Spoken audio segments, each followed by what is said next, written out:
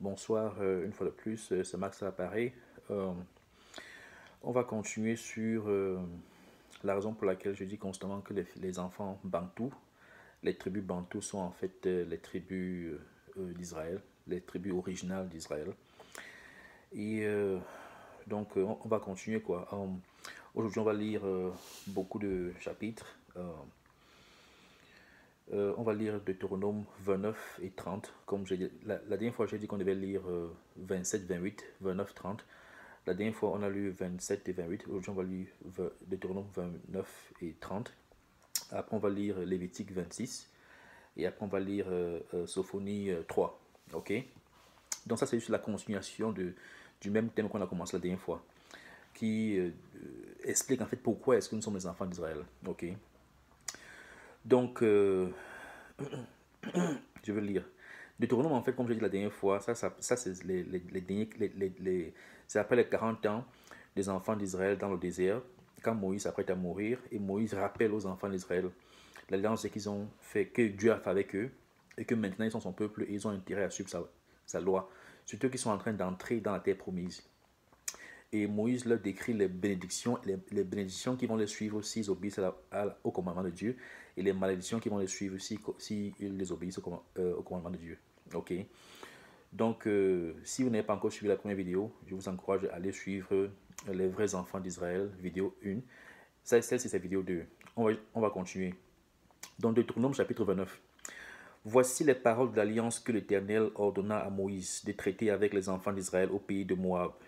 Outre l'alliance qu'il avait traitée avec eux à Horeb, Moïse convoqua tout Israël et leur dit, vous avez vu tout ce que l'Éternel a fait sous vos yeux dans le pays d'Égypte, à Pharaon, à tous ses serviteurs et à son peuple, et à son pays, les grandes épreuves que tes yeux ont vues, ces miracles et ces grands prodiges.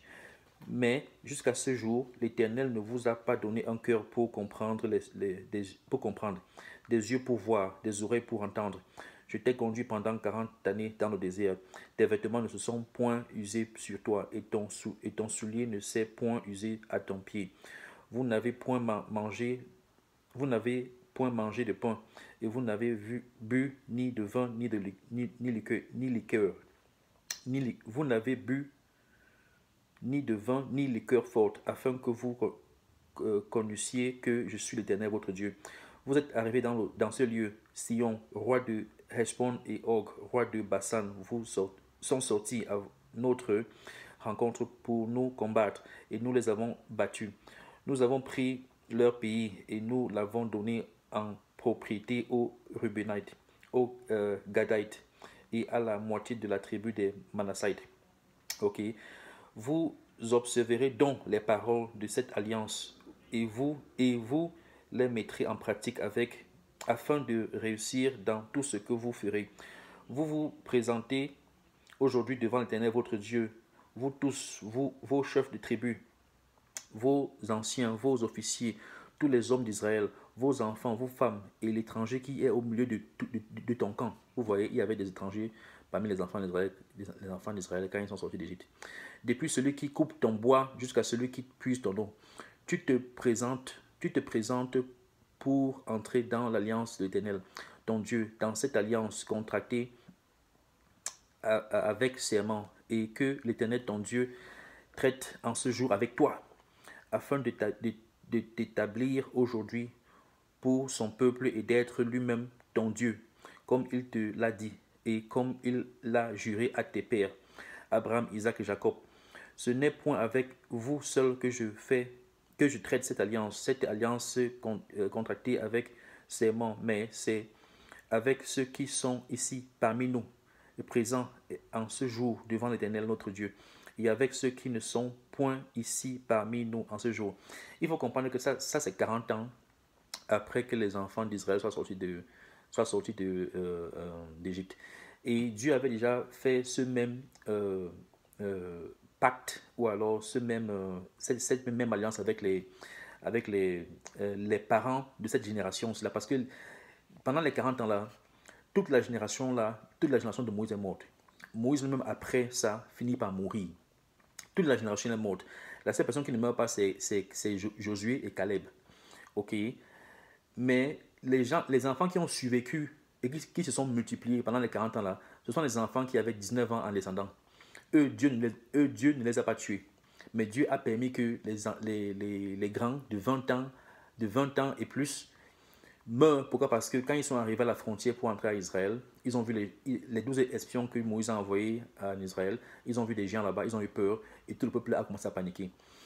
Dieu n'a pas aimé ça, donc Dieu a permis que Dieu a donc dit que toute cette génération-là va mourir, sauf Caleb et Josué, et les enfants de 19 ans en descendant. Donc, mais quand la première génération-là est arrivée à, dans le désert, initialement, ils se sont arrêtés dans la montagne de Dieu, ok, au mont Sinaï, et c'est là où Dieu a commencé à leur donner les lois, et Dieu a fait des alliances avec eux. Ok, donc il répète encore l'alliance là, ici, là, avec les enfants d'Israël. C'est pour ça qu'au départ, ici, là, il dit que, quand je commence verset 1, voici les paroles de l'alliance que l'Éternel ordonna à Moïse de traiter avec les enfants d'Israël au pays de Moab, outre l'alliance qu'il avait traitée avec eux à Horeb. Vous voyez. Donc on continue. Verset 16. Vous savez de quelle manière nous avons habité dans le pays d'Égypte et comment nous avons passé au milieu des nations que vous avez traversées. Vous avez vu leurs abominations et leurs idoles, le bois et la pierre, qu'il n'y ait parmi vous. Attends. Vous avez vu leurs abominations et leurs idoles, le bois et la pierre, et l'argent et l'or, qui sont chez elles.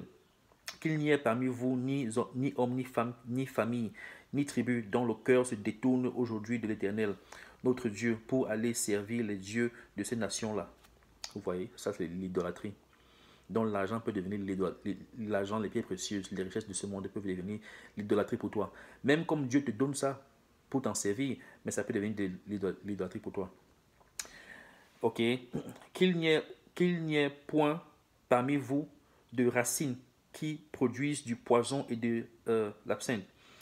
Verset 19, que personne, après avoir entendu les paroles de cette alliance contractée avec serment, ne se glorifie dans son cœur et ne dise, j'aurai la paix quand même je suivrai les penchants de mon cœur, et que j'ajouterai l'ivresse à la soif. L'Éternel ne voudra point lui pardonner. Vous voyez. Donc, si après que tu aies entendu ces paroles-là, tu te rebelles, ok, et croyant que dans ta rébellion, tu vas avoir la paix, Dieu dit que tu n'auras jamais la paix, parce que tu as signé un pacte avec moi. Tu vas hériter des malédictions de ce livre. Ok. Mais alors la colère et la jalousie de l'Éternel s'enflammeront contre cet homme. Toutes les malédictions écrites dans ce livre reposeront sur lui, et l'Éternel effacera son nom de dessous les cieux. Vous voyez, l'Éternel, même comme tu es dans l'Éternel, même comme tu es dans la famille d'Israël, il peut effacer, et il a effacé les noms de certaines personnes du livre de la vie. Il dit qu'il efface, il t'enlève. C'est la même chose que Jésus va faire à la fin du temps, quand il va juger. Il y a des passages où il dit que si tu fais ceci, si tu fais cela, tu fais cela, il va effacer ton nom du livre de la vie. Vous voyez, il n'y a pas de différence entre l'Ancien et le Nouveau Testament. Dieu opère pareil. Donc ici, là, il dit qu'il va effacer ton nom du livre. Si tu continues à désobéir à ses commandements et à t'entêter et en pensant que dans ta rébellion, tu vas réussir, il dit qu'il va effacer ton nom du livre de la vie. Verset 21, continuons. L'Éternel le séparera de son mal. L'Éternel le séparera pour son malheur de toutes les tribus d'Israël, selon toutes les malédictions de l'alliance écrite dans ce livre de la loi.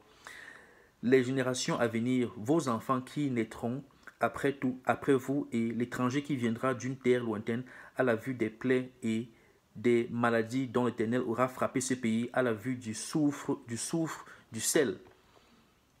Vous voyez ça, verset 22 parle de la vue du soufre et du sel. Quand vous voyez Jérusalem aujourd'hui, vous voyez que c'est une terre aride, c'est une terre sèche, c'est une terre salée.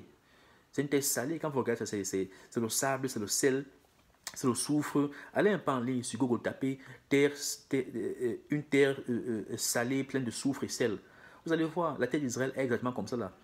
C'était une terre fertile, c'était une terre pleine qui produisait le miel, qui produisait plein de fruits. C'était une terre fertile, comme les terres d'Afrique. Quand je dis Afrique, je parle beaucoup plus de l'Afrique subsaharienne. C'est une terre fertile, mais aujourd'hui, elle n'est pas fertile. Elle est sèche comme ça parce que Dieu a frappé ça spirituellement et physiquement. C'est pour ça qu'elle est sèche comme ça là. Ok. Et elle va seulement commencer encore à reproduire quand les enfants d'Israël, les vrais enfants d'Israël, vont revenir sur cette terre-là. Ok. Verset 23 du chapitre 29. De l'embrassement de toutes les contrées.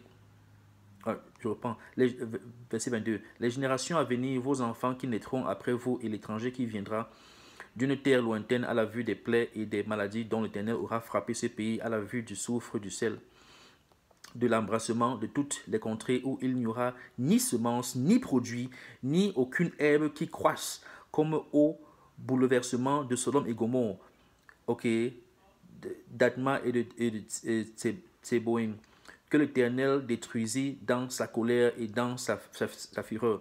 Toutes les nations diront, pourquoi l'Éternel a-t-il ainsi traité ce pays? Pourquoi cette ardente, cette grande colère? Et l'on répondra, c'est parce qu'ils ont abandonné l'alliance contractée avec eux par l'Éternel, le Dieu de leur père, lorsqu'il les fit sortir du pays d'Égypte. C'est parce qu'ils sont allés servir d'autres dieux et se prosterner devant eux, des dieux qu'ils ne connaissaient point et que l'Éternel ne leur avait point donné en partage. Ok, parce que l'Éternel ne partage pas son autorité de Dieu. Ok, verset 27. Alors la colère de l'Éternel s'est enflammée contre ce pays et il a fait venir sur lui toutes les malédictions écrites dans ce livre. L'Éternel les a arrachés de leur pays avec colère, avec fureur, avec une grande indignation. Il les a jetés sur un autre pays, comme on le voit aujourd'hui. Les choses cachées sont à l'Éternel, notre Dieu. Les choses révélées sont à nous et à nos enfants, à perpétuité, afin que nous mettions en pratique toutes les paroles de cette loi. Ok. Donc, qu'est-ce qu'on retient ça du chapitre 29? Moïse encore cela répète aux enfants d'Israël, à la nouvelle génération, et à Josué et Caleb, avant d'entrer dans la terre promise.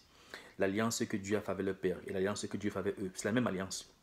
Ok, et ce n'est pas seulement eux, c'est même avec nous aujourd'hui qui sommes les enfants d'Israël. L'alliance ici est toujours valable. Vous allez comprendre ça plus tard. Quand je dis même comprendre ça plus tard, c'est même trop dire. Vous devez déjà comprendre ça. Parce que la souffrance que le peuple d'Israël est en train de souffrir aujourd'hui, c'est le résultat de l'alliance ici. Je sais que beaucoup vont croire que comme Jésus est mort, il est ressuscité, tout est supposé être bien. Mais Jésus est mort, ça fait 2000 ans. Pourquoi la terre est toujours en train de bouillonner comme si elle avait explosé? C'est parce que ces malédictions-là continuent. Et j'ai aussi lu dans, c'était quoi? C'est Luc 21. Dans Luc 21, la semaine passée, où Jésus lui encore répète aux enfants d'Israël que les Romains qui arrivent là vont détruire Jérusalem et vous serez repartis dans le monde Dieu, vendus comme esclaves. Et Jérusalem sera marché dessus par les étrangers jusqu'à ce que le temps soit accompli. Donc même Jésus lui-même a répété ça. Mais il faut bien comprendre ce que Jésus est venu faire sur terre. Il faut bien comprendre. Il faut bien comprendre. Il ne faut pas mélanger les choses. On est toujours en train d'éprouver les malédictions de cette alliance-ci. C'est ce que je veux que vous compreniez. Non seulement ça aussi, le fait que la terre d'Israël soit sèche comme ça, là, elle est sèche, elle est aride. Dieu a maudit ça. La malédiction des enfants d'Israël a maudit aussi la terre d'Israël. Les enfants d'Israël ne sont pas là. La terre là est supposée être désolée. Elle est supposée être aride. Et on explique ici là que c'est parce que Dieu a frappé les enfants d'Israël, parce que les enfants d'Israël ont refusé, ils n'ont pas continué dans l'alliance que Dieu a fait avec le Père. C'est pour ça que la terre là est sèche comme ça aujourd'hui. Continuons, verset 30. Lorsque toutes ces choses t'arriveront, la bénédiction et la malédiction que je mets devant toi, si tu les prends à cœur au milieu de toutes les nations chez lesquelles l'Éternel ton Dieu t'aura chassé, si tu reviens à l'Éternel ton Dieu, et si tu obéis à sa voix de tout ton cœur et de toute ton âme, toi et tes enfants, selon tout ce que je te prescris aujourd'hui, alors l'Éternel ton Dieu ramènera tes captifs et aura compassion de toi. Il te rassemblera encore du milieu de tous les peuples chez lesquels l'Éternel ton Dieu t'aura dispersé. Vous voyez, Ça, c'est une promesse aux enfants d'Israël qui, étant dans les pays étrangers, les générations qui ont grandi dans les pays étrangers, les enfants d'Israël qui vont se rappeler de qui ils sont et qui vont se rappeler de l'alliance que Dieu a faite avec leur père et qui vont se repentir et qui vont rentrer dans la Bible, lire l'alliance, commencer à lire depuis la Genèse. J'ai dit la dernière fois que la Bible, ce n'est pas 2 livres. Quand je dis 2 livres, je parle de l'Ancien Testament et le Nouveau Testament. C'est un seul livre. La différence, c'est que l'Ancien Testament était basé, l'alliance que nos pères ont fait avec Dieu, c'était avec le sang de l'agneau. C'était avec le sang des bêtes. Ce n'était pas un sang parfait. Ce n'était pas un sang humain. Et ce n'était pas un sang parfait. Ce qui fait que ce n'était pas éternel. Ce qui fait qu'il fallait répéter ça chaque année. Je sais qu'il y avait des sacrifices journaliers, là où il fallait verser le sang chaque jour devant le trône de Dieu. Je sais qu'il y avait des sacrifices journaliers. Mais il y avait un sacrifice particulier, là où le prêtre devait entrer, le grand prêtre devait entrer une fois l'an, le 10e jour du 7e mois, avec le sang de l'agneau pour les péchés des enfants d'Israël. Ok. Mais Jésus-Christ maintenant est l'agneau parfait. C'est un être humain, enfant d'Israël, de la tribu de Juda, ok, qui a versé son sang maintenant pour le pardon des péchés d'Israël, mais aussi des péchés des gens qui vont s'accrocher à Israël. Quand je dis des gens qui vont s'accrocher, je parle des étrangers qui vont s'accrocher à Israël. Parce que de la même façon que les étrangers, certains étrangers se sont accrochés à Israël au temps de Moïse, quand ils sont sortis d'Égypte, c'est aussi de la même façon que il y a des étrangers qui vont s'accrocher à Israël pour être sauvés à la fin des temps. Ok. Donc, qu'est-ce que je suis en train de dire ici là? Je suis en train de dire ici là que nous maintenant en tant qu'enfants d'Israël, on doit rentrer dans le passé, on doit comprendre l'alliance que Dieu a fait avec nos pères. On doit comprendre pourquoi est-ce qu'on est arrivé là où on est arrivé.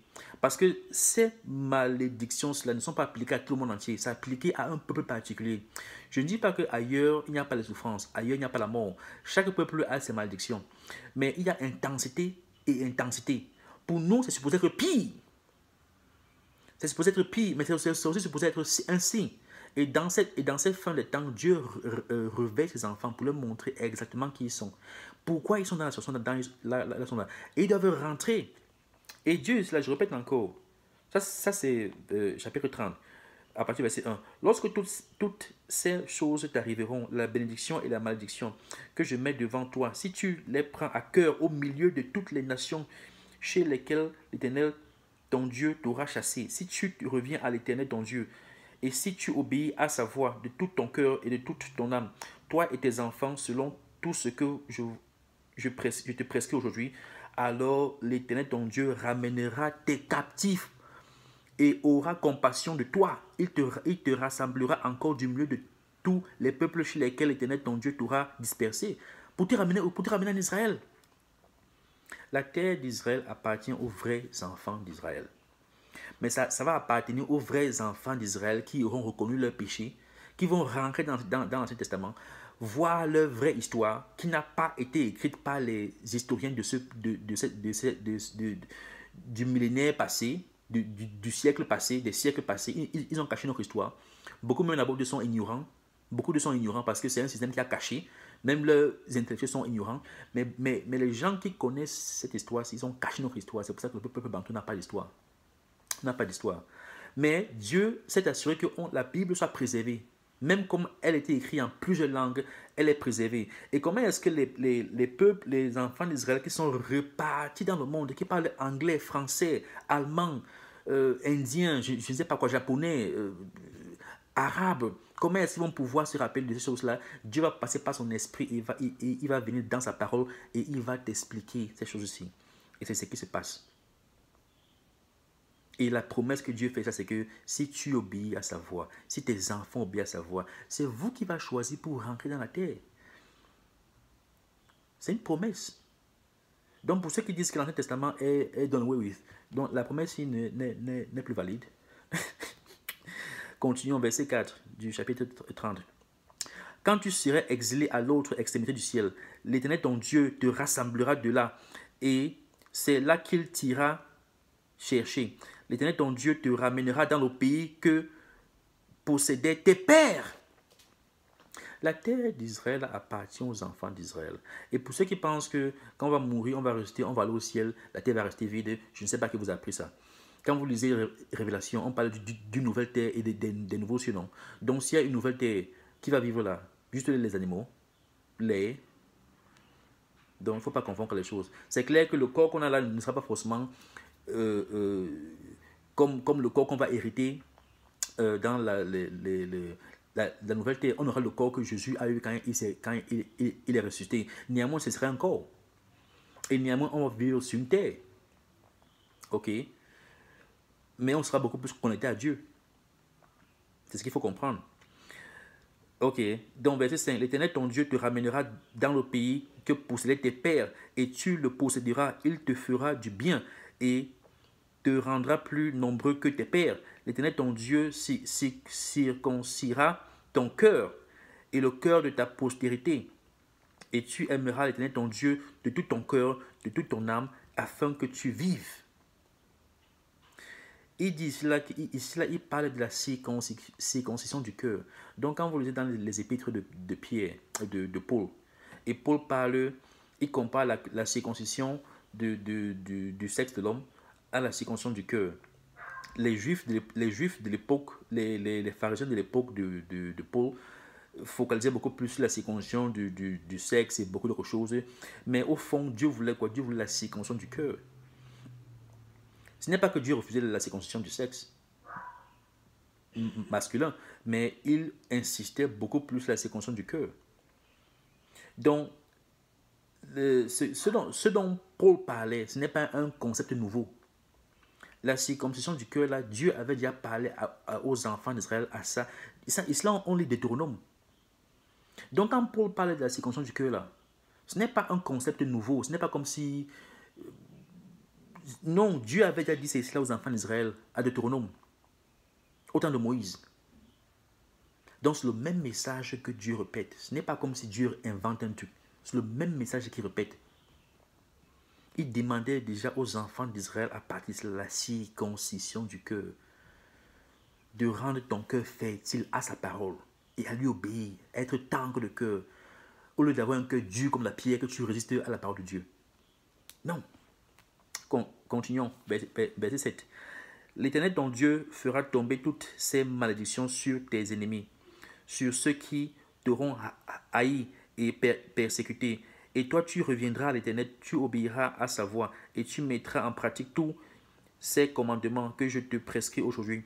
L'Éternel ton Dieu te comblera de bien en faisant prospérer tout le travail de tes mains, et le fruit de tes entrailles, dont les enfants, le fruit de tes troupeaux et le fruit de ton sol, car l'Éternel prendra de nouveau plaisir à ton bonheur, comme il prenait plaisir à celui de tes pères. Lorsque tu obéiras à la voix de l'Éternel ton Dieu, en observant ses commandements et ses ordres écrits dans ce livre de la loi, lorsque tu reviendras à l'Éternel ton Dieu de tout ton cœur et de toute ton âme. Ça, c'est le premier et le plus grand commandement. Quand vous lisez les 10 commandements, c'est ça. Et il demandait la circoncision du cœur. Il y a aussi un truc que je viens de me rappeler. Il y a des gens qui peuvent dire que Jésus a dit que quand on va ressusciter, on ne va pas se marier. Il n'y aura pas de mari et femme. On sera comme des anges. C'est vrai, c'est ce que Jésus a dit. Mais l'époque que Dieu est en train de parler ici, là, où les enfants d'Israël vont rentrer dans la terre promise, ils vont se multiplier, ils vont dominer. Ok, les nations qui les ont persécutés vont souffrir. Ça, c'est les 1000 ans. Il faut comprendre que la deuxième venue de Jésus-Christ, qui va arriver bientôt, quand je dis bientôt, ce n'est pas demain, c'est pas... Comme je dis, on a encore moins... Nous sommes dans le dernier jubilé. On a encore une bonne quarantaine et plus d'années. Ce n'est pas maintenant qu'il va venir.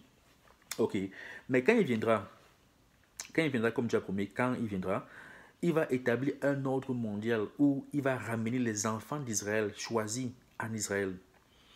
Il y aura la paix sur terre et les autres royaumes qui vont suivre vont devoir se conformer à la loi qui va venir d'Israël avec Jésus comme leur roi.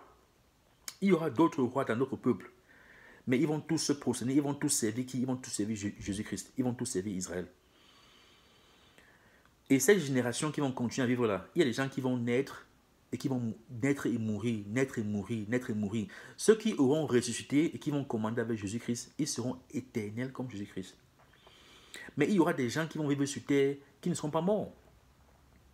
Ils vont naître et mourir, naître et mourir, naître et mourir. La différence, c'est que la vie va s'améliorer. La longévité de vie va augmenter. L'époque là sera le genre, quand un enfant meurt tôt, il est mort à 100 ans. Donc les gens vont vivre encore les 200, 300, 400, 500 ans, facilement. Je parle des gens qui ne sont pas morts, qui vont rester sur terre. C'est ça dont la période de 1000 ans est. Parce que quand on parle de la période de 1000 ans dans l'Apocalypse, on ne comprend pas. Comment tu vas comprendre la période de 1000 ans? Il faut rentrer dans l'Ancien Testament. C'est pour ça que je dis que c'est un seul livre, ce n'est pas 2 livres. Comment tu vas comprendre la période de 1000 ans? Rentre dans l'Ancien Testament et comprends la chronologie des choses et les peuples qui sont impliqués dans cette chronologie-là. Et il faut aussi comprendre qui est Israël. Parce que quand tu comprends qui est Israël, maintenant, ça te met sur le droit chemin. Tout ce que tu dis maintenant a un sens. Ce n'est plus une histoire folklorique. Non, ça a un sens. Je répète, il y a des gens qui vont ressusciter, qui étaient morts, qui vont ressusciter. Il y a même des gens qui seront vivants, qui vont monter au ciel et qui vont rencontrer... Il y a des gens qui sont... Parmi les morts, Dieu va choisir un groupe. Parmi les vivants, Dieu va choisir un groupe. Il va les rassembler avec Christ. Ils auront le corps de Christ et ils vont régner éternellement. Il y a maintenant la plupart des gens maintenant qui vont survivre. Parce qu'il y a une 3e guerre mondiale qui arrive bientôt, dans quelques années. Ça, c'est proche. Elle est très proche. Il y a maintenant aussi une guerre qui va arriver quand Jésus va revenir. Il y a aussi beaucoup de gens qui vont mourir quand Jésus va revenir. Mais ce n'est pas tout le monde qui va mourir. Il y aura une grande partie des enfants d'Israël qui vont vivre en ce temps-là, qui n'auront pas été choisis pour régner avec Christ, avec un corps éternel. Ils vont vivre. C'est eux que Christ va les prendre, il va les ramener en Israël. Ils vont vivre là-bas, ils vont naître, ils vont vivre, ils vont mourir. Naître, vivre, mourir. Jusqu'à ce que les 1000 ans s'accomplissent, jusqu'à ce que le jugement arrive. Il y a aussi des gens hors d'Israël qui vont vivre, qui vont survivre après les massacres qu'il y aura, et ils vont constituer les autres royaumes, et ils vont servir qui Christ. Je dis ça parce qu'il y a des gens qui peuvent croire que, oh, qu'est-ce que Max raconte? Non, il faut bien comprendre. Il faut bien comprendre. Si tu ne lis pas ta Bible, tu écoutes un pasteur, et tu lis 1-2 versets, là tu ne comprends pas. Non, il faut bien comprendre. Oui, il y a des gens qui vont continuer à mourir, même quand Christ revient la 2e fois. Mais il faut comprendre ça, comme j'ai expliqué ça là. Tu lis ça dans Révélation, mais Révélation ne te donne pas tous les détails. Il faut rentrer dans l'Ancien Testament pour comprendre certaines de ces choses aussi. Il faut comprendre. Donc, je me suis arrêté où là? J'ai lu jusqu'à verset 10. Deutéronome chapitre 30, verset 11. Ce commandement que je te prescris aujourd'hui n'est certainement point au-dessus de tes forces et hors de ta portée, dont Dieu ne demande pas de faire des trucs extraordinaires. On peut le faire, mais on choisit juste de ne pas le faire. Verset 12. Il n'est pas dans le ciel pour que tu dises qui montera pour nous au ciel et nous l'ira chercher, qui nous le fera entendre afin que nous le mettions en pratique. Il n'est pas de l'autre côté de la mer pour que tu dises qui passera pour nous de l'autre côté de la mer et nous l'ira chercher, qui nous le fera entendre afin que nous le mettions en pratique. C'est une chose au contraire qui est tout près de toi, dans ta bouche et dans ton cœur, afin que tu la mettes en pratique. La Bible est devant toi, ce n'est pas loin, ce n'est pas la magie. Voici, je mets aujourd'hui devant toi la vie et le bien, la mort et le mal, car je te prescris aujourd'hui d'aimer l'Éternel ton Dieu, de marcher dans ses voies et d'observer ses commandements, ses lois et ses ordonnances, afin que tu vives et que tu multiplies, et que l'Éternel ton Dieu te bénisse dans le pays dont tu vas entrer en possession. Mais si ton cœur se détourne, si tu n'obéis point et si tu te laisses entraîner à te prosterner devant d'autres dieux et à les servir, je vous déclare aujourd'hui que vous périrez, que vous ne prolongerez point vos jours dans le pays dont vous allez entrer en possession, après avoir passé le Jourdain. J'en prends aujourd'hui à témoin contre vous le ciel et la terre. J'ai mis devant toi la vie et la mort, la bénédiction et la malédiction. Choisis la vie afin que tu vives, toi et ta postérité, pour aimer l'Éternel ton Dieu, pour obéir à sa voix et pour t'attacher à lui, car de cela dépend ta vie et la prolongation de tes jours.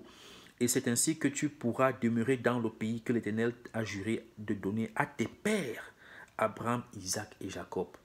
C'est une promesse qui est toujours valable. Vous allez me dire quoi? L'Ancien Testament n'est pas applicable, donc Dieu va effacer les promesses. Il faut bien comprendre ce qui est écrit. Il ne faut pas seulement lire pour lire, ou alors écouter n'importe qui. Et quand moi-même je lis comme ça, là, je vous encourage à rentrer, lire, réfléchir. Lis toute la Bible, pas seulement un seul verset, lis et comprends. Je sais que lire pour lire, tu ne peux pas comprendre tout ce que tu lis. Mais quand tu rencontres quelqu'un comme moi, ou alors quelqu'un comme un prêtre ou un pasteur qui connaît ce qu'il raconte, il faut écouter. Mais il faut aussi comprendre qu'il y a beaucoup d'enseignements, comme nous a dit dans le passé, qui ne sont pas vrais. Ce n'est pas parce que quelqu'un est pasteur ou prophète, ou pasteur, ou évêque. Ça ne veut pas forcément dire qu'il comprend. Hein. Il y a des gens qui répètent les choses, mais ne comprennent pas. Beaucoup de prêtres et pasteurs ne savent pas que nous sommes les enfants d'Israël. Beaucoup de prêtres et pasteurs ne savent pas que nous sommes les enfants d'Israël. Donc, ils ne peuvent pas vous expliquer ça comme moi, je vous explique cela maintenant. Là. Je ne suis pas le seul à comprendre ça. Il y a plein de gens, il y a plein de gens à qui Dieu révèle ça. Je ne suis pas le seul. Moi-même, quand j'ai suivi ça la première fois, des gens qui enseignaient ça, je pensais que c'était la blague. Mais quand tu entres, tu fais tes recherches, tu étudies, Dieu te montre, il te révèle. Pas la parole, il te montre pas A plus B, pas la parole, même pas les songes, même pas les visions, même pas les prophéties.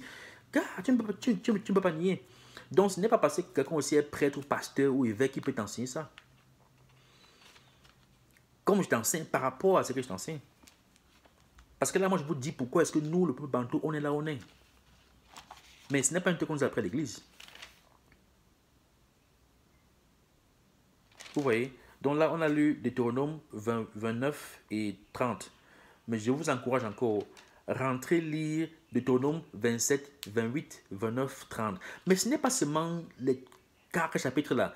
Quand tu lis toute la Bible, quand tu comprends ce que je suis en train de dire là, et quand tu commences maintenant à lire, que ce soit les livres de Moïse, donc Genèse, Exode, Lévitique, Nombre, Deutéronome. Quand tu lis même aussi la période des chroniques des rois, quand tu lis même aussi les prophètes, les psaumes, quand tu lis aussi les prophètes d'Ésaïe, les Ézéchiel, quand tu lis tout ça jusqu'à Révélation, tu vas voir, jusqu'à Apocalypse, tu vas voir que Dieu est en train de se répéter à différentes époques. Mais le message est le même. Ça n'a pas changé. Quand tu comprends ce que j'ai en train de dire là, si tu lis le livre d'Ézéchiel, tu vas voir les mêmes, tu vas voir les mêmes problèmes. Bénédiction, malédiction.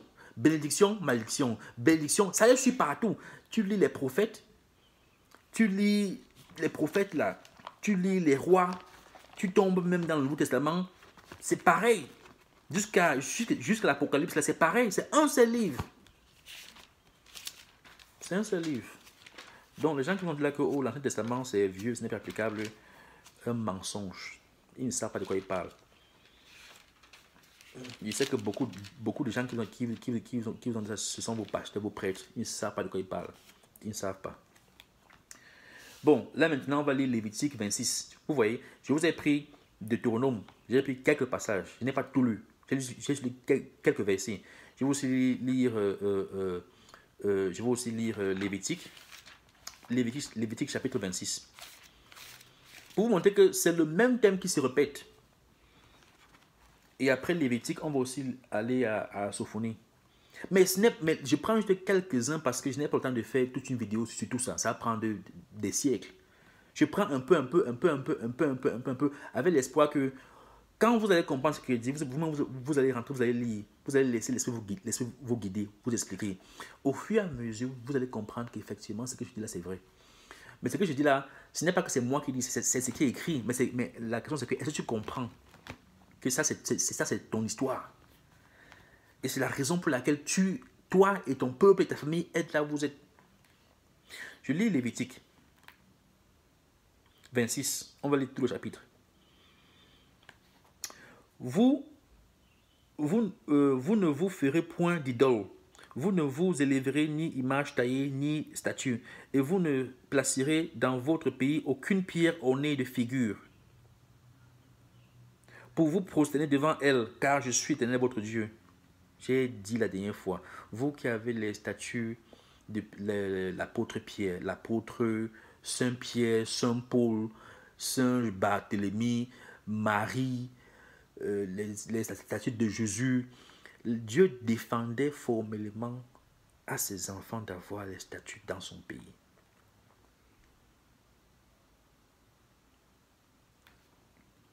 J'ai parlé de ça. Donc, enlevez les conneries, enlevez ça. Ça, c'est l'idolâtrie. Ce n'est pas ça qui te sauve.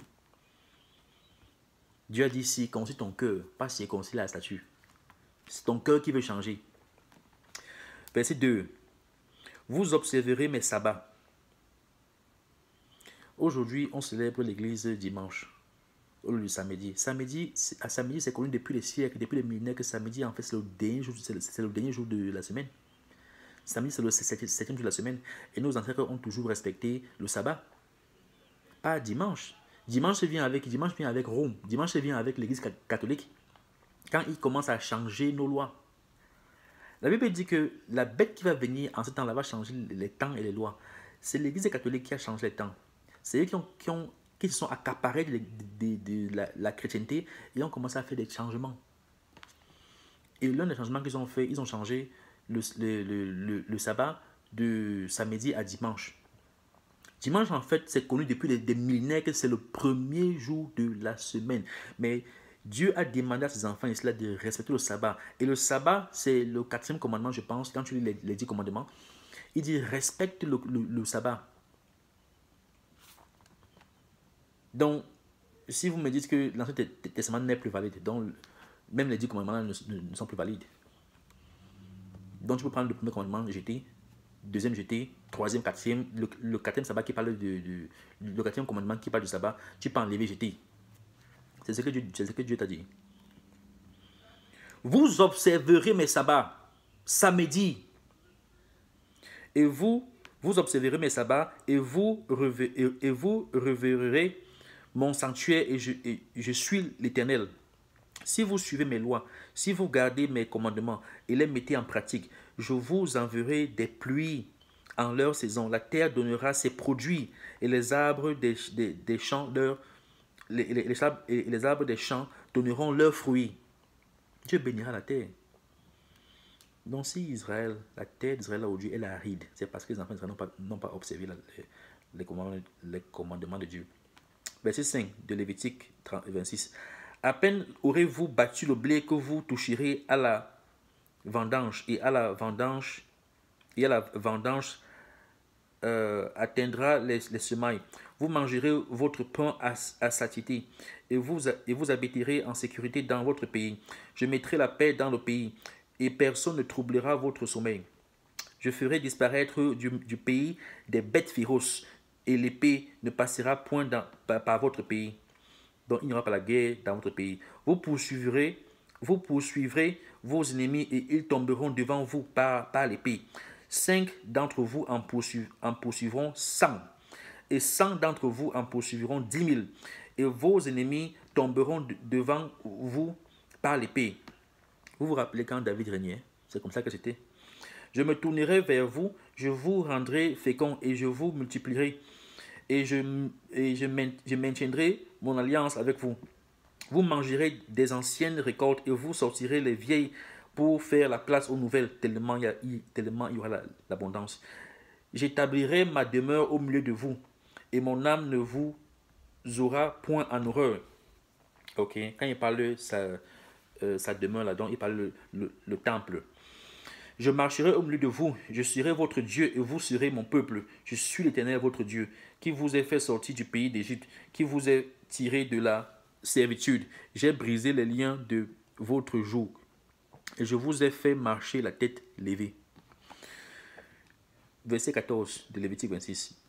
Mais si vous ne m'écoutez point et ne mettez point en pratique tous ces commandements, si vous méprisez mes lois et si votre âme a en horreur mes ordonnances, en sorte que vous ne pratiquiez point tous mes commandements et que vous rompiez mon alliance.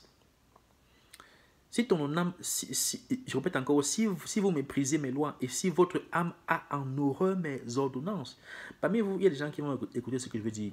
Ça va les énerver que le gars, c'est pas de quoi. Il parle de l'Ancien Testament, il parle de cela. Il y a des gens qui vont écouter ça, ça va les énerver. Dieu dit cela que si vous méprisez mes lois et si votre âme a en horreur mes ordonnances, en sorte que vous ne pratiquiez point tous mes commandements et que vous rompiez mon alliance. Voici alors ce que je vous ferai. Vous priez chaque jour en Afrique, non? Chaque jour on prie, les Africains remplissent les églises. Pourquoi vos situations ne changent pas? Voici alors ce que je vous ferai. J'enverrai sur vous la terreur, la consomption et la fièvre, qui rendront vos yeux languissants et votre âme souffrante, et vous sèmerez en vain vos semences, vos ennemis les dévoreront. Tu cultives, on cultive le cacao, le café, on cultive les feuillards, on cultive tout en Afrique. Mais on vit comme si on ne cultive pas. C'est toujours quelqu'un d'autre qui mange. On cultive, on vend, les blancs contrôlent le prix de nos matières premières. À la fin, on n'a rien. Voici ça ici là. Vous priez en Afrique, non? Ok, voilà c'est ici. Est-ce que maintenant alors que Jésus est mort, il est ressuscité, ça a changé quoi chez vous? Ça montre que vous ne comprenez pas la signification de la mort de Jésus-Christ. Vous ne comprenez pas. Parce qu'on continue de payer ces malédictions.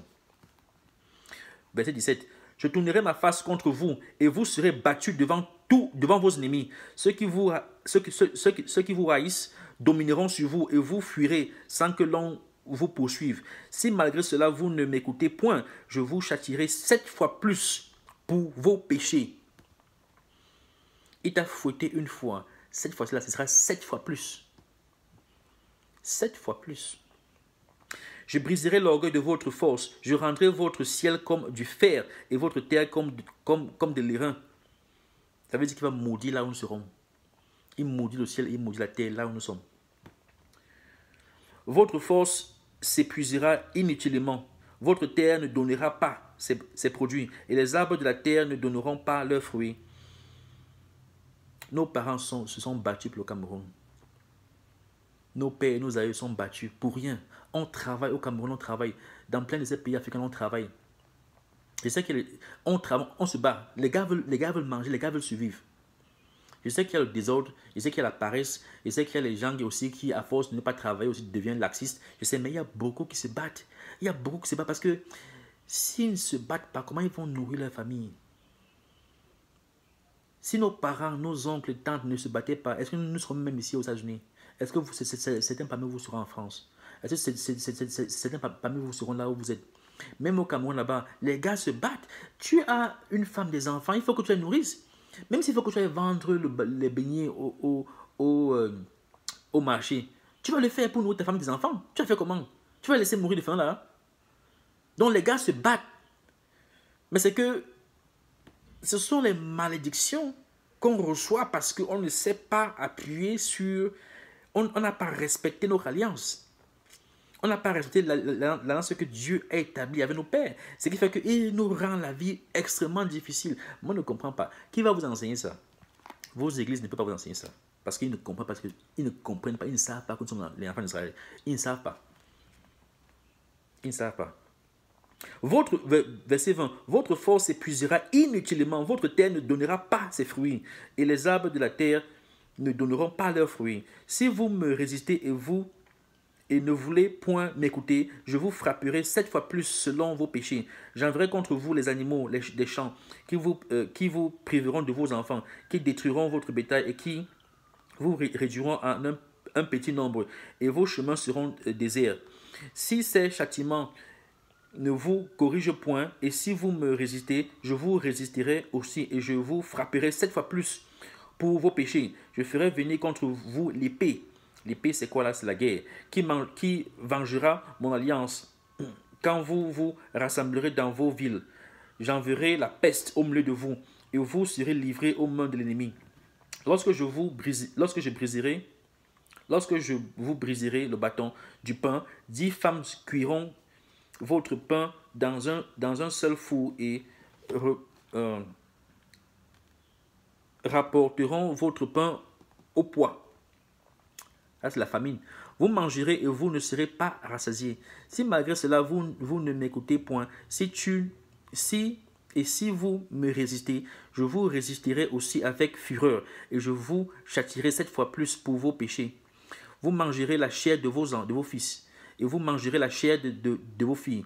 Je vous ai dit que quand Babylone, ça a même commencé avec Babylone, quand Babylone est venu conquérir Israël, Jérusalem, et quand Rome vient quoi? Rome vient près de 6 siècles, 6 siècles après Babylone. Eux aussi viennent conquérir Jérusalem. Et chaque fois qu'ils ont conquis la ville là, ils ont encerclé. Personne n'entre, personne ne sort. La nourriture à l'intérieur est finie. L'eau même s'est coupée. L'eau est devenue empoisonnée. Les fils d'Israël qui sont sortis pour défendre la ville, on les a tous tués. Les gens qui sont restés enfermés là-bas pour que personne n'entre. Les lignes disent ok, personne n'entre. Ils ont bloqué alors que personne n'entre, personne ne sort. L'eau est finie, la nourriture est finie. Les gars ont commencé à manger leurs propres enfants. Tu manges l'enfant, tu bois son sang. C'est arrivé à ce niveau-là. C'était grave ce qui s'est passé dans cette terre-là. Quand vous voyez que la terre est aride aujourd'hui, il y a une main forte dessus. Verset 29, vous mangerez la chair de vos fils et vous mangerez la chair de vos filles. Je détruirai vos hauts lieux. J'abattrai vos statues consacrées au soleil. Le Dieu soleil. Le Dieu soleil. Est-ce que vous savez que le Dieu soleil, ici, là, est dans nos églises aujourd'hui? Ce qu'on appelle Sunday. The day of the sun.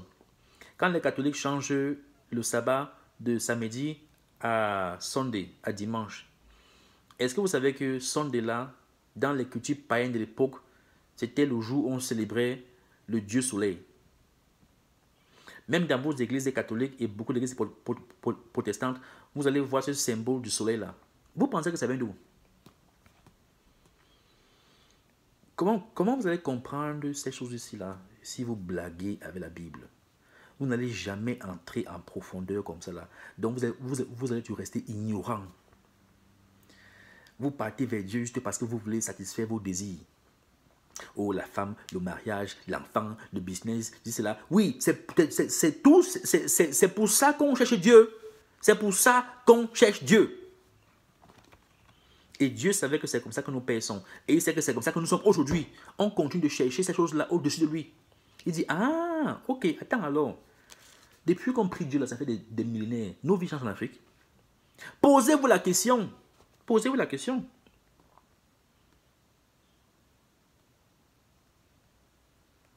Je recommence.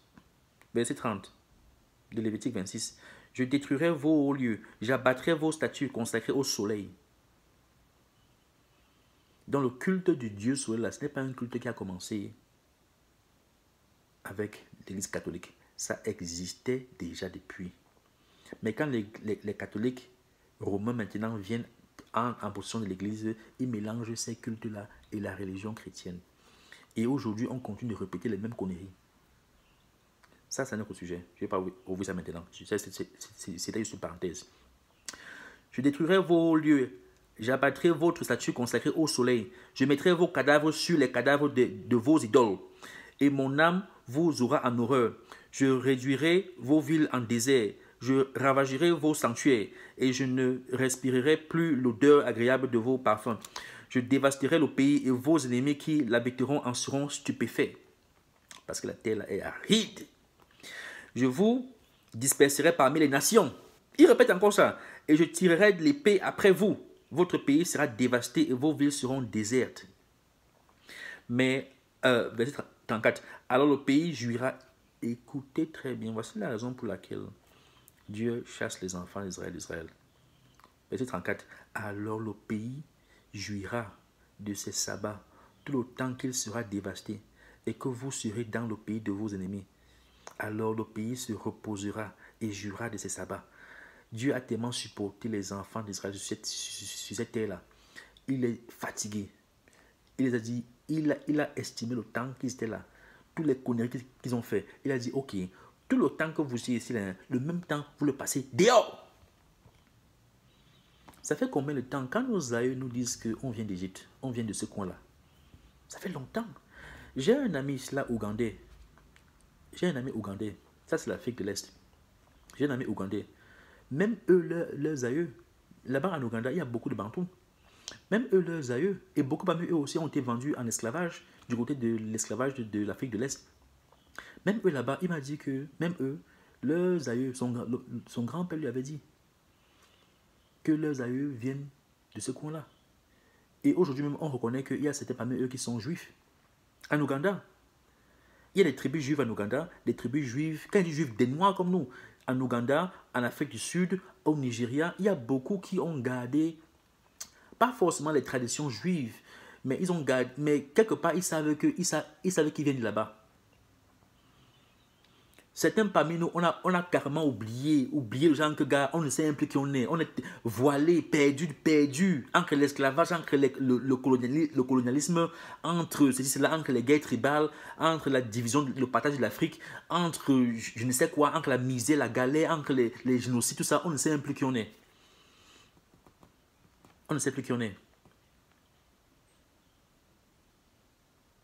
Donc, je répète ici la verset 34. Alors le pays jouira de ses sabbats tout le temps qu'il sera dévasté et que vous serez dans le pays de vos ennemis. Alors le pays se reposera et jouira de ses sabbats.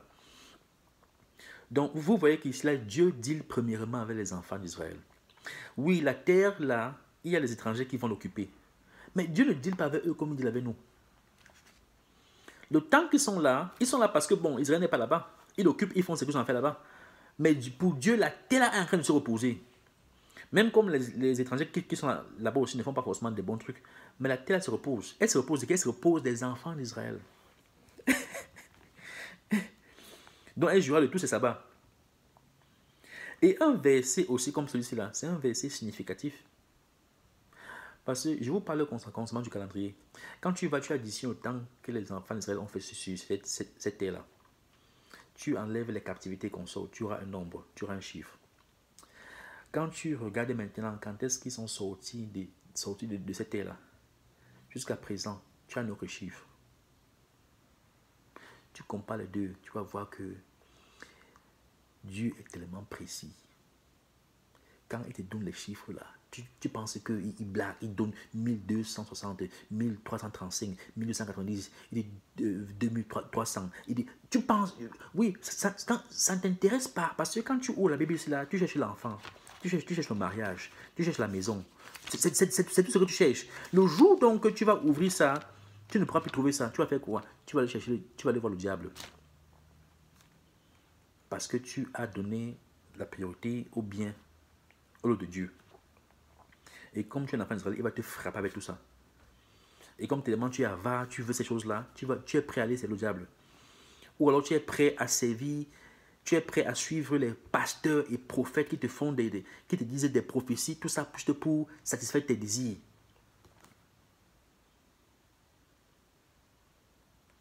Donc la terre là se repose de nous. Verset 35. Tout le temps qu'il sera dévasté, il aura le repos qu'il n'avait pas eu dans vos sabbats, tandis que vous l'habitiez. Elle se repose de nous. 36. Je rendrai pusillanime le cœur de ceux d'entre vous qui survivront dans les pays de leurs ennemis. Ça veut dire qu'il va rendre le cœur. Attendez un peu. Quand il dit cela, que je rendrai pusillanime.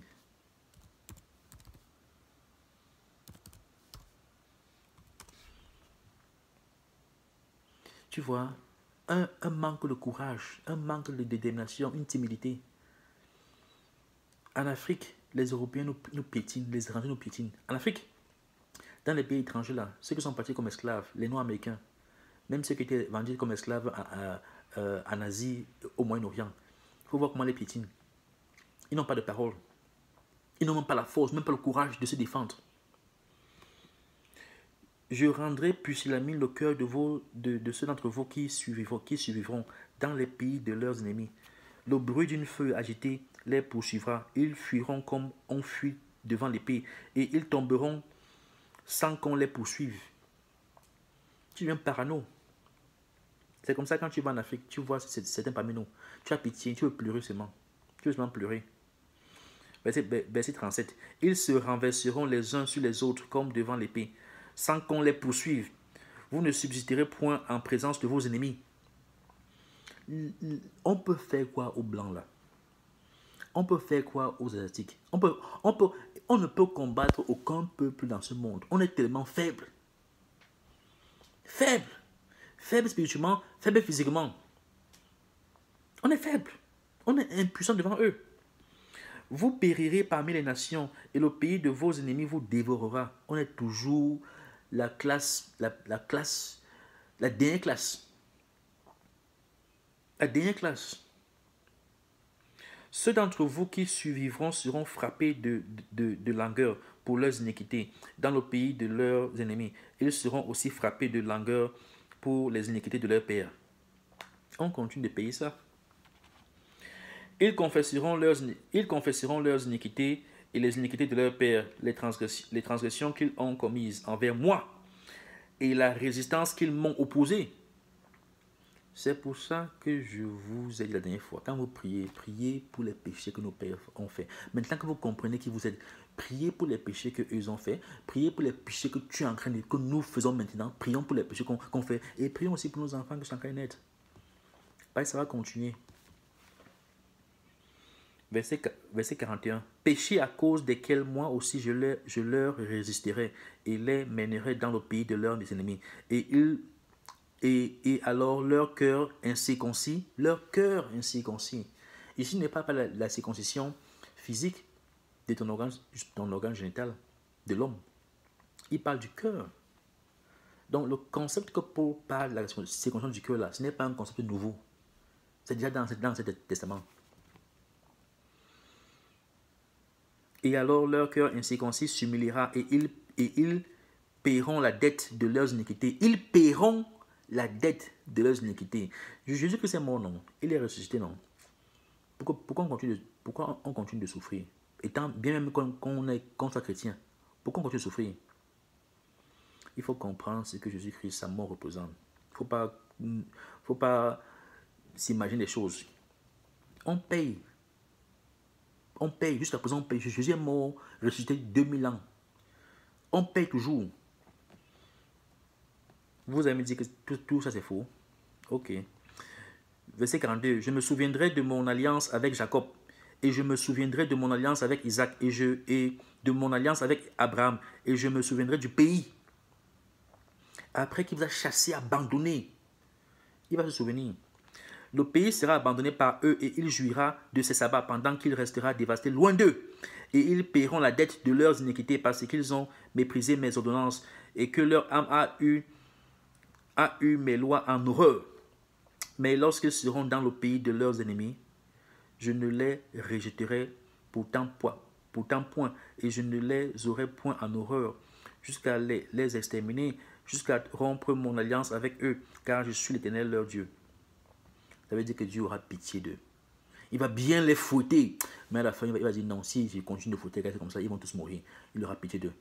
Il va un peu relâcher. Parce que c'est le rappel de l'alliance qu'il a fait avec nos pères. Ça, c'est la grâce. Verset 45. Je me souviendrai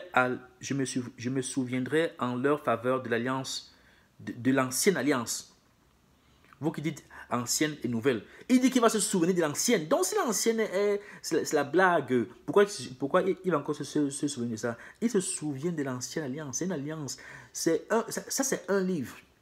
Je me souviendrai en leur faveur de l'alliance par laquelle je les ai fait sortir du pays d'Égypte, aux yeux des nations, pour être leur Dieu. Je suis Éternel. Tels sont les statuts, les ordonnances et les lois que l'Éternel établit entre lui et les enfants d'Israël sur la montagne du Sinaï par Moïse. Ça, c'est quand il fait l'alliance là avec la première génération. On a lu dans le Deutéronome quand il fait ça avec la deuxième génération. Mais la deuxième, là, il les rappelle seulement ce qu'il a dit à leur père. Mais c'est la même alliance, c'est une seule alliance. Ce n'est pas deux, c'est une seule. Mais il dit que quand il vous aurez chassé dans tous les pays. Parce que ici, là, tout ce qui est écrit là, dans Deutéronome et Lévitique, c'est prophétique. C'est prophétique, ça veut dire quoi? Ça veut dire que c'est toujours valable. C'est toujours valable. Nous sommes aujourd'hui dans les terres de nos ennemis. Beaucoup sont partis parce que, beaucoup sont aussi là parce qu'ils ont été vendus comme esclaves. Certains parmi nous sommes là parce que, bon, on n'a pas les moyens de vivre dans nos pays. On vient ici. Mais nous sommes esclaves. Malgré l'argent qu'on a, on est impuissant.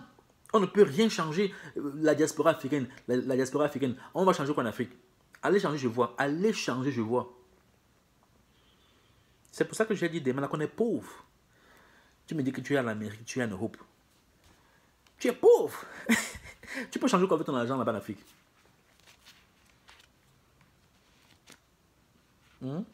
Tu vas changer quoi avec ton argent en Afrique? Il se souviendra de l'ancienne alliance. Pourquoi? Jésus-Christ lui-même a répété ces paroles dans Luc 21 que j'ai lu des là. Jésus-Christ n'est pas venu mourir, n'est pas mort pour que vous commencez à voir l'argent, les enfants, les ceci, là. Non. Repentez-vous. Rentrez dans l'ancienne alliance. Regardez pourquoi est-ce qu'on est tombé. On dit que quand tu pars quelque part, tu te perds. C'est bien de rentrer là où tu reviens pour bien t'orienter. Mais tu quittes un lieu, tu te perds, tu ne cherches même pas à trouver où tu as commencé pour voir comment tu peux arranger. Tu continues de marcher. Non, tu vas continuer de te perdre. Nous, on rejoint ces églises et on va arranger nos problèmes. Mais on ne sait même pas d'où nos problèmes viennent. Si tu poses la question à un Camerounais, un Ivoirien, ils vont te dire que le problème vient d'où? Ils vont accuser Paul Biya, ils vont accuser Ouattara, ils vont accuser tous ces gars-là. Alors que les malédictions sont depuis des générations, des siècles, des millénaires. Personne ne peut te dire d'où ça vient. C'est ici. C'est ici. La Bible ici est tellement précise que c'est effrayante. Ça nous donne l'histoire de notre peuple. Il n'y a aucun peuple sur terre qui peut match les prophéties là comme on match ça là. Je dis qu'il n'y a aucun peuple. Elle est tellement précise. Dans Deutéronome 28, là vers la fin, on vous dit comment est-ce que la prochaine captivité là, on va partir en esclavage par les bateaux. Il y a quel autre peuple dans ce monde qui a eu tellement, Mais, vous allez me dire que c'est qui? Je vais maintenant lire un dernier livre. Comme je dis, il y a tellement, je ne peux pas seulement tout lire. Je ne peux pas tout lire. Quand tu comprends ce que tu dis là, et tu lis maintenant la Bible, tu vas voir cette bataille-là entre les bénédictions, malédictions, et entre ce rappel-là. C'est pour ça que Dieu a envoyé les prophètes. C'est pour ça que Dieu a envoyé Jésus. C'est pour ça que Dieu a envoyé les apôtres. Les apôtres, ce qu'ils ont annoncé, c'est par rapport à ça. C'est le même thème. C'est le même thème. Je veux encore... Là, j'ai lu Deutéronome, j'ai lu Lévitique. Ce sont les livres que Moïse a écrits. C'est Moïse a écrit plein de livres. J'ai lu deux des livres. J'ai juste lu quoi? Un chapitre sur 26, un chapitre sur Lévitique. J'ai lu 4 chapitres sur Deutéronome. Mais la Bible a tellement de livres. Quand tu vas lire tout ça là, quand tu comprends ça comme je dis là, tu vas voir que c'est le même problème qui ne fait que revenir. C'est le même problème qui ne fait que revenir. Je vais lire Sophonie, chapitre 3. Sophonie, lui, vient quand? Sophonie, ça c'est l'époque des prophètes. Donc Sophonie, ici, là, lui vient presque 1000 ans. Si on veut être beaucoup plus précis, il vient presque 900 ans, 8 et demi, 900, presque, bon, arrondissons, on va dire 900 ans, il vient presque 900 ans après Moïse. Presque un millénaire. Sophonie vient presque un millénaire après Moïse. Il répète les mêmes choses. Lisons. Sophonie chapitre 3. Malheur à la ville rebelle et souillée. Ça c'était avant que... Parce que l'époque des prophètes c'est là. Ça, c'est l'époque où Dieu commençait déjà à envoyer les prophètes pour leur donner l'ultimatum. Que s'ils ne changent pas, il va donc commencer à envoyer les ennemis vers eux.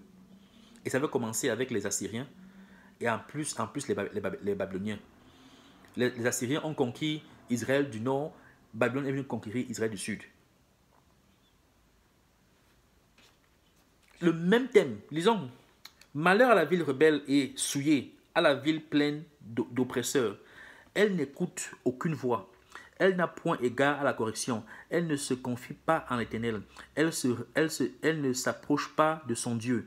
Ses chefs au milieu d'elle sont des lions rugissants. Ses juges sont des loups. Ça, ce n'est pas l'Afrique. On a un système judiciaire en Afrique. Bon, quand il dit l'Afrique, c'est vague. On a un système judiciaire au Cameroun. Un système quoi, exécutif, judiciaire, je ne sais pas quoi. Il n'y a aucune loi au Cameroun. Quand je dis aucune loi, ça veut dire que tu as un problème au Cameroun, il n'y a aucune justice au Cameroun. Pour que tu aies pour que justice soit au Cameroun, il faut que tu payes les juges. Il faut que tu payes les autorités. Et même jusque-là, il n'y a rien n'est garanti. Rien n'est garanti. Et quand tu lis Israël, tu vas voir que les mêmes mots là, les mêmes mots, quand je dis les mots, je parle les malheurs, les mêmes mots là, les mêmes problèmes là, ça continue de nous suivre. On est méchants. Je recommence. Malheur, ça c'est Sophonie chapitre 3. Malheur à la ville rebelle et souillée, à la ville pleine d'oppresseurs. Elle n'écoute aucune voix. Elle n'a point égard à la correction. Elle ne se confie pas en l'Éternel. Elle ne s'approche pas de son Dieu. Ses chefs, au milieu d'elle, sont des lions rugissants. Ses juges sont des loups du soir qui ne gardent rien pour le matin. Ils sont avares. Il n'y a pas de justice. Ces juges, ces chefs, nos présidents, nos juges, nos militaires sont tous corrompus. Ces chefs au milieu d'elles sont des lions rugissants.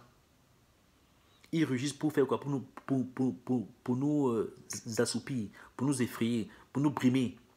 Mais ils ne s'occupent pas de la population. Ces juges sont des loups du soir qui ne gardent rien pour le matin. Ils sont avares, ils dévorent, ils s'en foutent de la justice qu'ils sont supposés représenter. Ces prophètes sont téméraires, infidèles. Ces prophètes.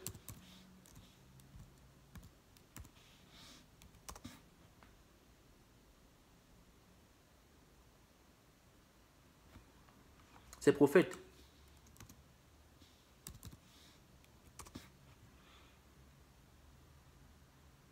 Quand on dit cela que ces prophètes sont téméraires, infidèles. Téméraire, c'est quoi? Téméraire, c'est hardi à l'excès, avec imprudence.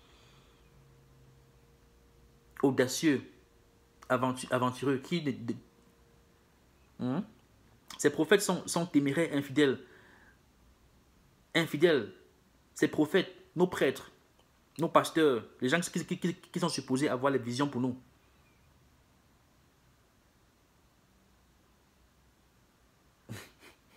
Ils sont audacieux et infidèles. Aventureux et infidèles. Nos prophètes. Ces sacrificateurs profanent les choses saintes. Violent la loi. L'Éternel est juste au milieu d'elle. Ne commet point d'iniquité. Chaque matin, il produit à la lumière ses jugements. Attends, verset 5. L'Éternel est juste au milieu d'elle. Il ne commet point d'iniquité. Chaque matin, il produit à la lumière ses jugements, sans jamais y manquer. Mais celui qui est inique ne connaît pas la honte. J'ai exterminé les nations. Leurs tours sont détruites. J'ai dévasté leurs rues. Plus de passants. Leurs villes sont ravagées. Plus d'hommes, plus d'habitants. Je disais, si du moins tu voulais me craindre, avoir égard à la correction, ta demeure ne serait pas détruite. Tous les châtiments dont je t'ai menacé n'arriveraient pas. Mais ils se sont hâtés de pervertir toutes leurs actions. Attendez-moi donc, dit l'Éternel, au jour où je me lèverai pour le butin. Dieu, cela parle comme un Camerounais. Attendez-moi donc, l'Éternel. Attendez-moi donc, dit l'Éternel, au jour où je me lèverai pour le butin, car j'ai résolu de rassembler les nations, de rassembler les royaumes, pour répandre sur eux ma fureur, toute l'ardeur de ma colère, car par le feu de ma jalousie, tout le pays sera consumé. Vous voyez? Parce que même les enfants d'Israël ont péché. Ils ont forcé Dieu à laisser leurs adversaires venir les conquérir. Mais même ces adversaires seront jugés. Et le grand jugement, c'est quand quand je parle du jugement, ce n'est pas le jugement de l'enfer et du paradis. Mais le grand jugement, c'est quand le jour de l'éternel, c'est quand Jésus revient la deuxième fois là. C'est quand il revient la deuxième fois. Depuis là, il fouette les enfants d'Israël. Il nous fouette. Mais les nations qui dirigent le monde là, tôt ou tard, elles ont leur heure de jugement. Elles ont leur heure de jugement. Verset 9 de Sophonie, chapitre 3. Alors je donnerai au peuple des lèvres pures. Vous voyez, avant d'aller loin, quand il dit cela, que quand il parle sa colère, la colère qui va verser sur les nations là, il parle de quand il revient. Donc si quand quelqu'un me dit que l'Ancien Testament n'est plus applicable, Sophonie, c'est l'Ancien Testament. Il parle comment les enfants d'Israël sont encore en Israël. Ils vont être rebelles, il va les chasser, il va les envoyer dans le monde entier. Après, il va les ramener. Les nations là qui vont rester là, il va les punir. Ça parle de quoi? Ça parle de tout ce que tu lis dans l'Apocalypse. Donc arrêtez de penser que la Bible s'est divisée en deux. L'Ancien et le Nouveau, c'est un seul livre. Il faut tout comprendre. Tu ne peux pas dire que tout ce qui est dans le Testament est arrivé. Ça veut dire que tu ne comprends pas. Quand il dit cela que, verset 9 de Sophonie 3, alors je donnerai au peuple des lèvres pures. Pourquoi? Quand est-ce qu'il va leur donner des lèvres pures? Quand? C'est quand il reviendra. Comme j'ai expliqué, il va mettre son nouvel... C'est quand Jésus reviendra, il va instaurer son nouvel ordre mondial sur terre. Et la vie maintenant va resplendir. Il n'y aura plus de souffrance comme il y a maintenant. Il n'y aura plus. Il va ressusciter beaucoup qu'il aura choisi. Beaucoup. Et ils vont régner avec lui. Ceux qui vont rester sur terre vont enjoy une vie beaucoup plus saine. On te dit que quand l'enfant, ceux qui vont rester en vie là, l'enfant qui meurt à 100 ans, il est mort jeune. Il est mort jeune. Le serpent et l'enfant et le lion pourront jouer ensemble. Il n'y a pas de problème. Le lion n'a plus besoin de manger la brebis. Le serpent n'a plus besoin de manger la souris. Non. Tout sera en paix. Ça, c'est quand Jésus revient. Je ne parle pas de la vie après le jugement de l'enfer du paradis, quand il va mettre la nouvelle terre et le... Non, je parle des 1000 ans là. Donc, quand il dit cela que, verset 9 à Sophonie là, Sophonie 3, alors je donnerai au peuple des lèvres pures, quoi. Il va enlever le péché. Il va enlever la connaissance du bien du mal. Il va donner la connaissance pure du bien. Écoute très bien. Alors je donnerai au peuple des lèvres pures, afin qu'ils invoquent tous le nom de l'Éternel, pour le servir d'un commun accord. Écoutez très bien alors, ça c'est Sophonie chapitre 3, verset 10. D'au-delà des fleuves de l'Éthiopie. L'Éthiopie c'est où? C'est en Afrique, non? Ok. Et vous savez que les royaumes là à l'époque étaient beaucoup plus grands que ce qu'on voit maintenant. Beaucoup de ces royaumes-là ont été fragmentés avec le partage de l'Afrique par les Européens. Voilà encore une malédiction qui est tombée sur nous. Ils sont venus là, ils ont partagé l'Afrique. Ils ont cassé les royaumes. Mais l'Éthiopie, à l'époque, il fut même un temps où l'Éthiopie traversait carrément toute l'Afrique. Il fut un temps où l'Éthiopie, son territoire, arrivait même jusqu'à l'Afrique de l'Ouest. Est-ce que vous savez ça? Là, c'est Sophonie, chapitre 3, verset 10. D'au-delà des fleuves de l'Éthiopie, mes adorateurs, mes dispersés. Il dit mes adorateurs, mes dispersés m'apporteront des offrandes. En ce jour-là, tu n'auras plus hâte à rougir de toutes tes actions. par lesquels tu as péché contre moi. Car alors j'ôterai du milieu de toi ceux qui triomphaient avec arrogance. Et tu ne t'énorgueilliras plus sur ma montagne sainte. Ça, ce sont les enfants d'Israël. Je répète, Sophonie chapitre 3, verset 10. D'au-delà des fleuves d'Éthiopie. Parce que quand il dit au-delà, Israël est au-dessus de l'Éthiopie. Israël est au-dessus de l'Éthiopie. Donc quand tu dis au-delà des fleuves, ça veut dire que tu descends dans l'Éthiopie, tu traverses les rivières de l'Éthiopie, tu es de l'autre côté de l'Afrique subsaharienne. Ça, c'est l'Ancien Testament, ce que vous appelez l'Ancien Testament.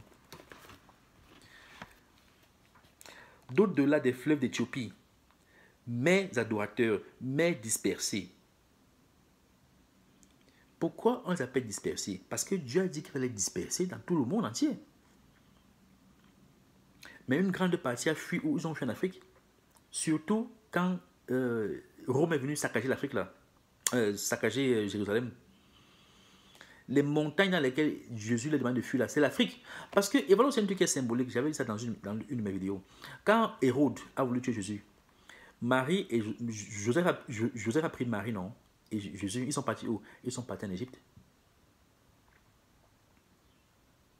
Quand tu lis Révélation ou alors Apocalypse chapitre 12, la femme qui accouche Jésus là, c'est Israël.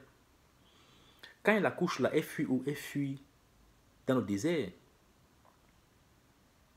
Mais le désert là où? Ce sont les terres d'Égypte. C'est symbolique des terres d'Égypte. Donc, ce n'est pas par hasard, c'est ce que je veux dire. Ce n'est pas par hasard, et c'est là qui dit que, là c'est Sophonie, chapitre 3, à partir du verset 10. D'au-delà des fleuves d'Éthiopie, d'au-delà des fleuves de l'Éthiopie, mes adorateurs, mes dispersés. Pourquoi ils appellent dispersés? Parce qu'ils ont dispersé. M'apporteront des offrandes. En ce jour-là, tu n'auras plus à rougir de toutes tes actions. Ce que vous appelez prophétie là, la prophétie, ce n'est pas encore arrivé. Parce que je vous prends un truc simple. Les soi-disant juifs qui sont là-bas en Israël, Jésus-Christ n'est pas encore là. Jésus-Christ dit que quand il reviendra, il va donner au peuple des lèvres pures. Depuis que Israël est là-bas, depuis que le soi-disant Israël est là-bas, depuis 1948, le monde a les lèvres pures. Là-bas en Israël, on a la plus grande célébration. Quand on regarde les célébrations d'homosexualité, ils appellent ça quoi? Pride, month Pride, Pride Month. Ou alors en français, tu peux appeler ça quoi? La célébration quoi? Pride. La célébration du... Pride, c'est que je suis fier. La célébration d'être fier. La célébration de fierté d'homosexualité. Je suis fier d'être homosexuel. La journée de fierté d'homosexualité. La journée de fierté de l'homosexualité. C'est ce que ça veut dire. Ils ont la plus grande célébration là-haut en Israël. Ils ont la plus grande célébration là en Israël. Depuis que ces gars sont arrivés là-bas, il n'y a aucune paix. La terre est toujours aride. Les gars se bagarrent avec les Palestiniens. Pour une terre qui ne nous appartient pas. Le règne des étrangers n'est pas encore fini. Ce n'est pas encore accompli. Ce n'est pas encore accompli.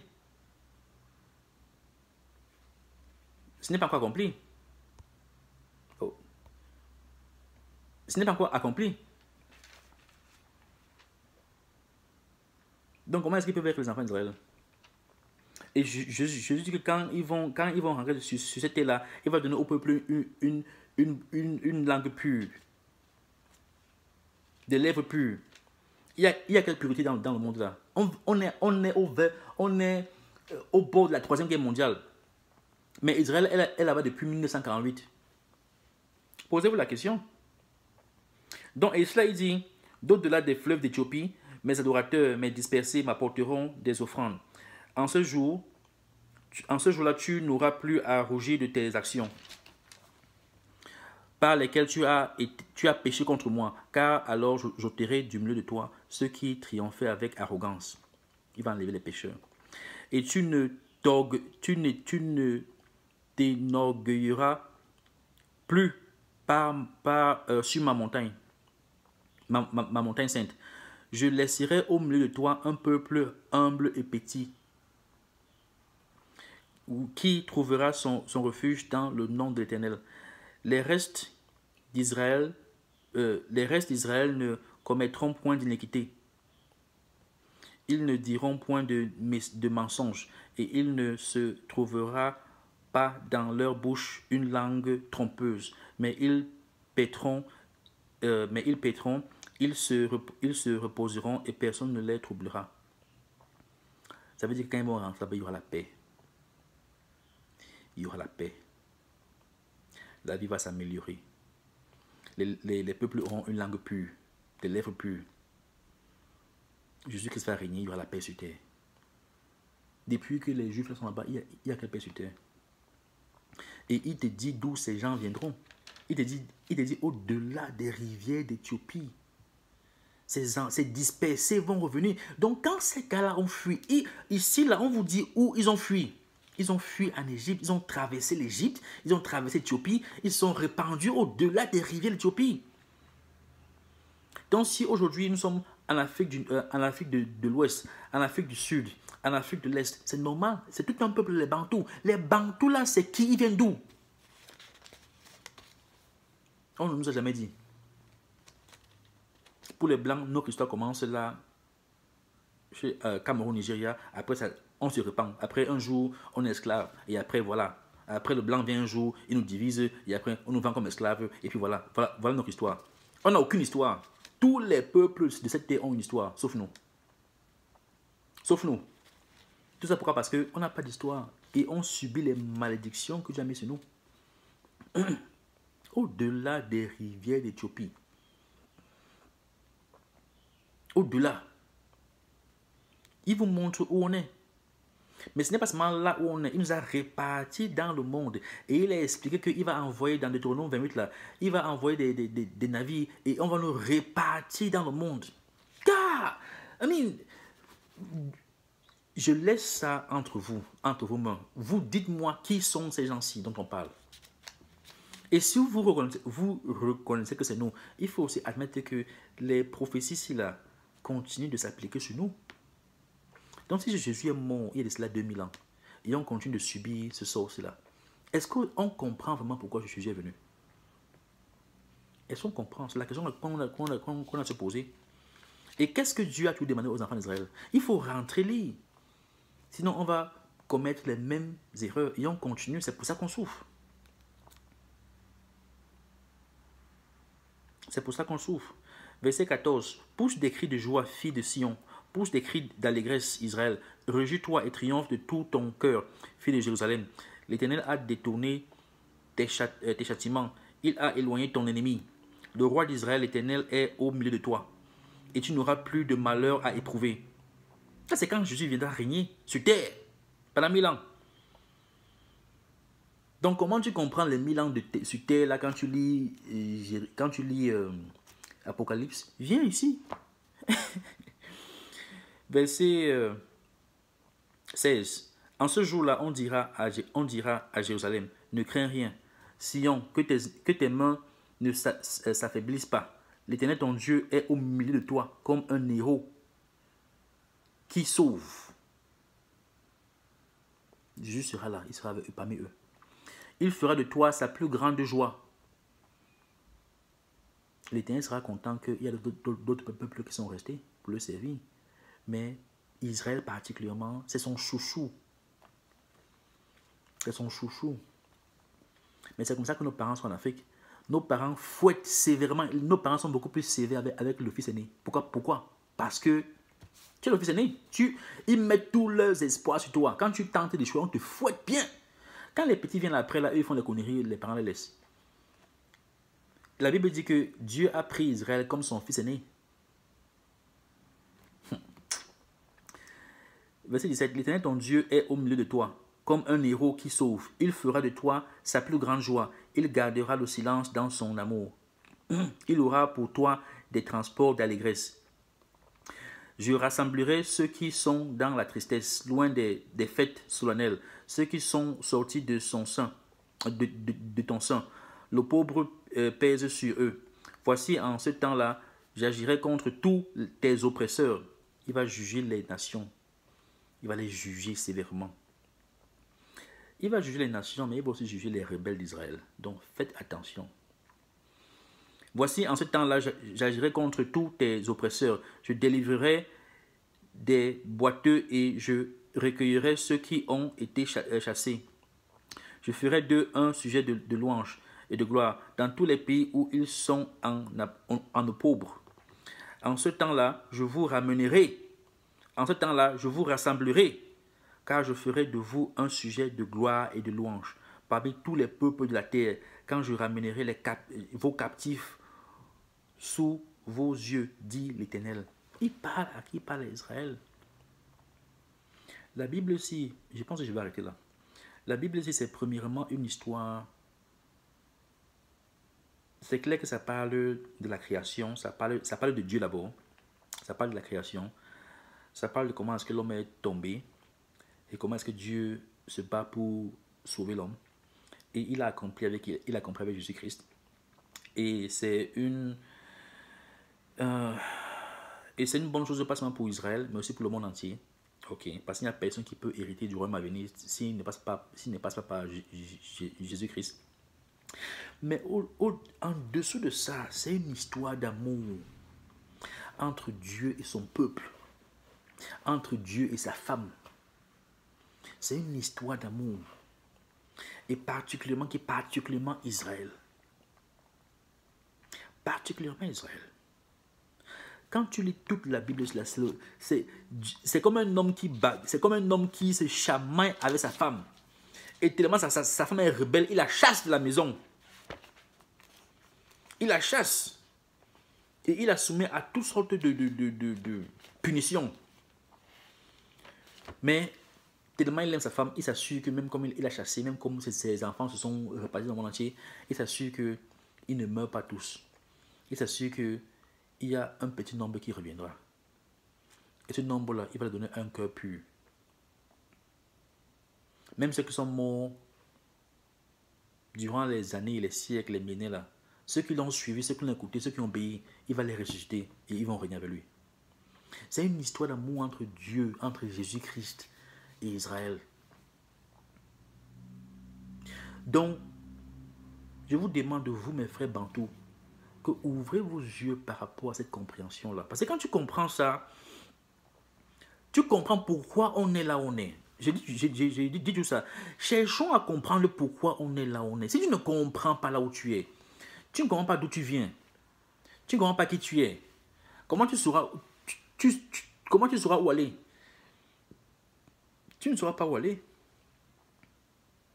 Si tu ne comprends pas ta fondation, si tu ne comprends pas tes origines, tu n'as pas de valeur, tu vas chercher à imiter tout le monde entier. Sauf chercher à imiter qui tu es vraiment. Et pourquoi est-ce qu'on traverse toutes les malédictions? C'est parce que nous sommes les enfants d'Israël. C'est parce que nous sommes les enfants d'Israël. C'est parce que nous sommes les enfants d'Israël. Je vous ai montré juste quelques passages. Quelques passages, je dis bien quelques passages. Mais la Bible est remplie de ça. Et non seulement ça, pour ceux d'entre vous qui êtes intéressés, quand vous entrez en profondeur, vous regardez le calendrier généalogique, vous regardez le calendrier des temps, vous additionnez, vous voyez, quand vous prenez l'histoire de l'Afrique, particulièrement du peuple bantou, quand vous regardez ces événements majeurs qui ont frappé l'Afrique et tout cela, notre histoire, c'est Dieu nous a frappés, mais il explique pourquoi il nous a frappés. Donc maintenant que vous comprenez ça, il faut rentrer, demander pardon pour les péchés de vos pères, demander pardon pour vos propres péchés, prier pour les péchés de vos enfants. Il faut étudier la Bible ici, là, pas seulement le Nouveau Testament, rentrer dans l'Ancien, lisez tout jusqu'au Nouveau, comprenez, pesez. Enseignez ça à vos enfants, enseignez ça à vos frères, vos soeurs, vos parents, dites-leur. Parce que ce n'est pas l'argent qui va arranger nos problèmes. Ce ne sont pas nos présidents ou nos juges. Ce n'est pas le nouvel ordre mondial.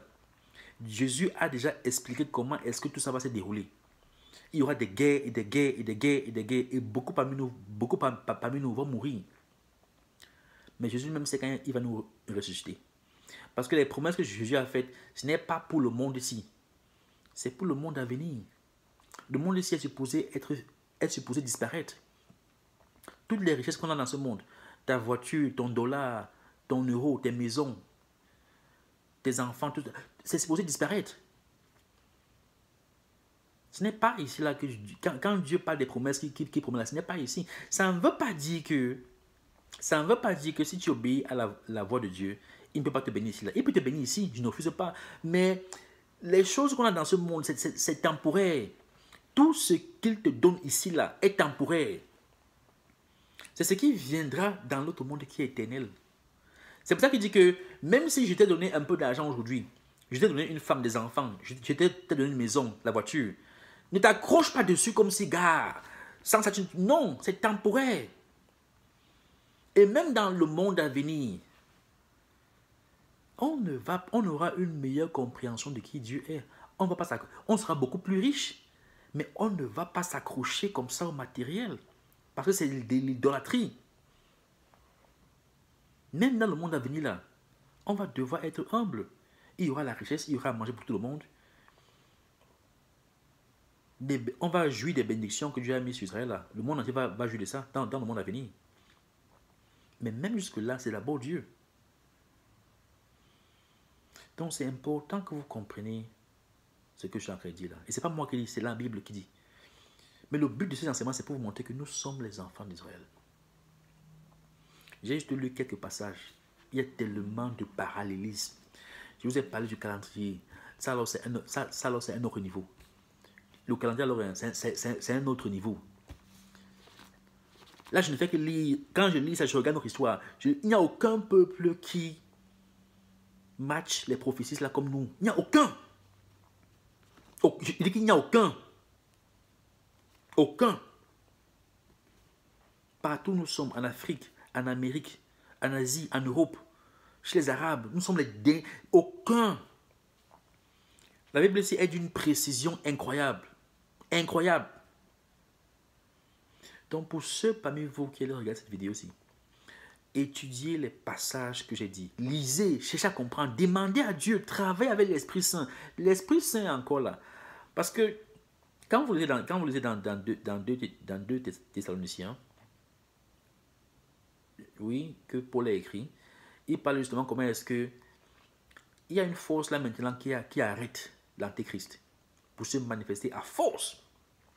Mais il y aura un temps où la force là va être enlevée. Donc l'Esprit Saint va être réduit considérablement. Et ça se manifeste par l'obscurcissement du soleil et de la lune.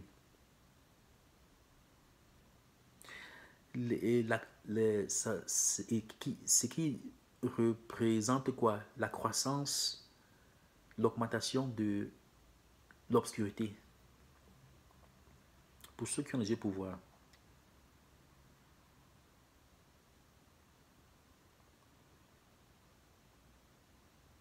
Travaillez avec l'Esprit Saint. Qu'il vous édifie, qu'il vous montre ces choses-là, qu'il vous montre ces choses-là tant que vous pouvez encore comprendre. Parce qu'il y aura un temps où les gens ne pourront plus comprendre. Ce sera même quasiment impossible pour moi d'enseigner comme j'enseigne là sans avoir des problèmes. Profitez-en tant qu'il y a encore la paix, un semblant de paix sur terre. Profitez-en. Parce que les derniers temps là, je vous dis qu'on est en train d'entrer dans une période où je pense que j'ai assez parlé de ça. Profitez-en, entrez dans la parole, lisez ce que je dis là. Travaillez avec l'Esprit Saint, vérifiez qu'est-ce que Max raconte même là. Cherchez. Et quand vous comprenez ça, quand tu comprends maintenant que tu es un enfant d'Israël, tu comprends pourquoi est-ce que tu as tous les malheurs là, des gens te mal là, rentre, lis et comprends. Enseigne ça à ta femme, tes enfants. D'abord à toi-même. Lis d'abord et enseigne ça à toi-même. L'Esprit t'enseigne. Et rassure-toi que toi-même, tu gardes ça. Enseigne ça à ta femme, tes enfants, tes parents, tes frères, tes soeurs, tes amis. Parce que j'ai lu cela où la Bible dit que ceux qui m'auront écouté, il va les ramener dans la terre promise. Mais ceux qui n'auront pas écouté, vous pensez que vous serez où? Vous allez tous mourir. Et je n'ai pas le temps de lire ça maintenant. Il y a un passage là dans la Bible qui dit que les 2 tiers d'Israël, au moins les 2 tiers vont tous mourir. Ça veut dire que si dans une famille de 3 personnes, au moins deux ne vont pas survivre. En moyenne. Donc même comme je parle là, même comme ça fait des millénaires, on vit cette souffrance-là, la majorité des enfants d'Israël vont périr, ils iront en enfer. C'est ce que je veux que vous compreniez. Et c'est pas seulement la majorité des enfants d'Israël, mais aussi la majorité des enfants qui ne sont pas d'Israël iront en enfer. C'est pour ça que Jésus dit que la porte qui amène au paradis, elle est petite comme ça, elle est étroite. C'est qui amène en enfer, elle est comme ça. Et plein de gens sont ceux qui iront en enfer, qui vont passer par la porte, par la grande porte. Si vous comprenez, et je prie que vous compreniez ce que je suis en train de dire là, réveillez-vous. Quand tu comprends que tu es un enfant d'Israël, rentre et lis. Lis tous les commandements là. Lis tous les commandements, cherche à comprendre. Comme Dieu me donne la force, Dieu voulait que j'entre dans ça parce que, comme je dis, tu ne peux pas savoir où tu vas si tu ne sais pas qui tu es, d'où tu viens. Maintenant que nous savons qui nous sommes, on pourra maintenant entrer, voir quelles sont les choses qu'on peut commencer à changer dans nos vies. Quelles sont les choses qu'on peut déjà commencer à changer dans nos vies. Et il y a aussi un truc que je veux dire. Moi, je ne vous promets pas les miracles comme vos pasteurs et prophètes font là. Parce que moi, je comprends une chose, c'est que tout ce qu'on hérite dans ce monde-ci là, à cause de cela, c'est éphémère. Je ne suis pas en train de dire, si toi, mon frère en Christ, tu m'appelles, tu me dis que tu as un problème, on va prier pour toi, je vais prier pour toi. Moi-même, quand j'ai des problèmes là, je prie. J'ai prié avec ma femme, j'ai prié avec mes amis. Si tu veux que je prie avec toi, je peux prier avec toi. Mais ce que je veux dire, c'est que le plus important, ce n'est pas qu'on prie pour que j'ai la femme et les enfants, je sois à l'aise ici là. C'est bien, je ne dis pas que c'est mauvais. Mais comme j'ai tout dit, c'est que il faut comprendre que tout ça, c'est éphémère et ce n'est pas éternel. Et les temps dans lesquels nous sommes en train d'entrer là, ce sont les temps comme le temps de Noé, comme j'ai expliqué plusieurs fois. Noé, malgré qu'il avait tout cela, il savait qu'il allait perdre ça un jour. Donc son cœur n'était pas attaché à l'intérieur. Donc quand je dis cela, qu'on va entrer et regarder ce qu'on peut faire en tant qu'enfant d'Israël pour bénéficier des promesses que Dieu promet dans le monde à venir, je vais faire du mieux que je peux faire, comme l'Esprit me guide. Et je ne suis pas le seul, il y a des gens comme moi aussi qui enseignent ce genre de choses. Donc vous n'êtes pas obligé de passer par moi. Ce n'est pas une obligation. Et Dieu aussi sait comment il marche avec chacun d'entre vous. Ok. Mais moi, je vais faire ce que j'ai à faire.